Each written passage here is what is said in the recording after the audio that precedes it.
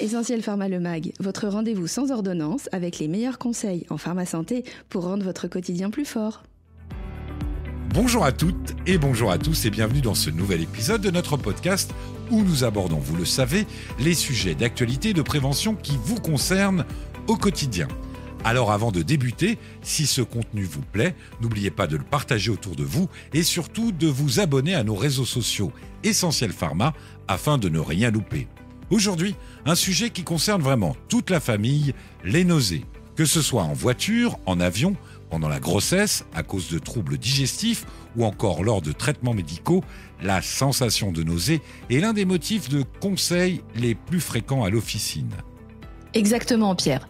En France, on estime que près de 30% des adultes souffrent de nausées occasionnelles et environ 5% de façon récurrente. Nous allons donc vous expliquer d'où viennent les nausées, quels gestes adopter, quels traitements ou solutions naturelles peuvent aider et bien sûr, quand consulter un professionnel de santé.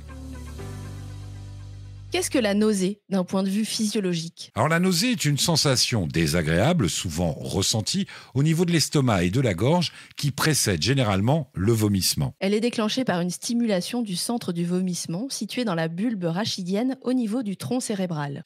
Exactement. Ce centre reçoit des signaux variés, informations digestives, signaux vestibulaires provenant de l'oreille interne, d'où le mal de transport, stimuli olfactifs, visuels ou émotionnels. C'est pourquoi on peut avoir la nausée dans des contextes aussi différents que les troubles digestifs, la grossesse, la chimiothérapie, la migraine et le mal des transports. Et parfois même sans cause identifiée. Ce qu'il faut retenir, c'est que la nausée est un symptôme, pas une maladie en soi. Quand elle persiste plus de 24 heures, ou s'accompagne de fièvre, de vomissements incontrôlables ou de troubles neurologiques, il faut consulter rapidement. À l'officine, c'est une question fréquente. Que puis-je faire pour éviter d'avoir la nausée ? Il y a plusieurs réflexes simples à adopter. Pour ne pas être surpris par un mal au cœur au saut du lit, gardez sur votre table de nuit quelques amandes, noix ou fruits secs grâce à leur teneur en magnésium et en vitamine B6 qui ont des vertus anti-nausées. D'abord, sur le plan alimentaire, il est recommandé de ne pas sauter de repas, même en cas de sensation de dégoût. Au petit déjeuner, évitez le café ou le thé à jeun. Privilégiez des aliments faciles à digérer comme du pain grillé, une petite portion de fruits frais, des céréales légères. Les biscottes aident aussi à absorber les excès de salive. Fractionnez vos repas. Faire 5 à 6 petits repas par jour peut soulager l'estomac et éviter les variations de glycémie. Mangez lentement et prenez le temps de bien mastiquer. Privilégiez les fruits et légumes verts à chaque repas et évitez les plats trop gras ou en sauce. Évitez les odeurs fortes. À l'officine, on rappelle souvent que les parfums, les aliments épicés ou les cuissons grasses peuvent aggraver la nausée. Même chose pour la posture. Après les repas, il vaut mieux éviter de s'allonger immédiatement. On conseille aussi de se lever lentement. Le mal des transports est une cause fréquente de nausées. En France, il touche près de 40% des enfants et 15 à 20% des adultes d'après la Société française de médecine du voyage. Voici les conseils que nous donnons en pharmacie. Ne pas partir le ventre vide et éviter les repas copieux. Être reposé avant le départ. En voiture, s'installer à l'avant et fixer un point à l'horizon. Évitez de lire, marchez si possible en train, préférez le centre du bateau ou les sièges au niveau des ailes en avion. On peut aussi stimuler un point d'acupression très efficace, le point Neck One, le P6, situé à 2 cm du pli du poignet. Des bracelets existent en pharmacie. On peut conseiller aussi en phytothérapie du gingembre, en gélule, en sirop, en pastille ou à mâcher. La prise s'effectue 30 minutes avant le départ et c'est très efficace pour l'estomac sensible. On trouve aussi de l'homéopathie avec des comprimés à sucer avant et pendant le voyage dès 18 mois. Et bien sûr, respirez profondément pour calmer les sensations de nausée. Malgré ces précautions, en cas de montée de la nausée, inclinez la tête en arrière et essayez de la garder immobile. À l'officine, nous disposons de plusieurs solutions médicamenteuses sans ordonnance.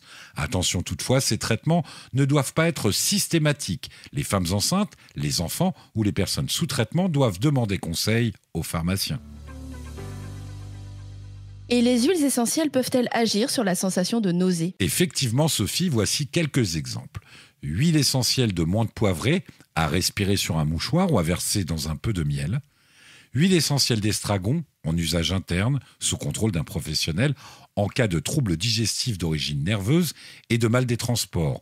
Versez une goutte sur un sucre et laissez fondre en bouche à la fin de chaque repas. S'il s'agit plutôt de spasmes, versez 2 gouttes et une goutte d'huile essentielle de basilic, également sur du sucre ou dans une petite cuillère d'huile d'olive. Mais attention, les huiles essentielles sont déconseillées chez les femmes enceintes et les enfants de moins de 6 ans. Dans ce cas, on peut aussi se tourner vers les tisanes, comme la camomille, anti-inflammatoire et antispasmodique, la mélisse, apaisante et digestive, et enfin la menthe, rafraîchissante et anti-nauséeuse. Et bien sûr, le célèbre gingembre que nous avons déjà évoqué. Son efficacité contre les nausées est démontrée, notamment en cas de grossesse ou de mal des transports. On peut le consommer également en infusion, une cuillère à café de racines râpées, en gélule ou en poudre. Nous pouvons également proposer l'alcool de menthe, quelques gouttes sur un sucre à laisser fondre sous la langue, ou encore le citron, boire une infusion de citronnade chaude avant les repas ou croquer un quartier en cas de nausée urgente. Tout à fait. Et il existe également des solutions homéopathiques. Pourrais-tu nous apporter une explication scientifique concernant les vomissements ? Il faut savoir qu'avant un vomissement, on salive beaucoup. C'est un mécanisme protecteur. Le fait de saliver permet de protéger l'œsophage et les dents contre l'acidité gastrique. C'est le signe avant-coureur principal pour nous indiquer qu'il faut rapidement agir.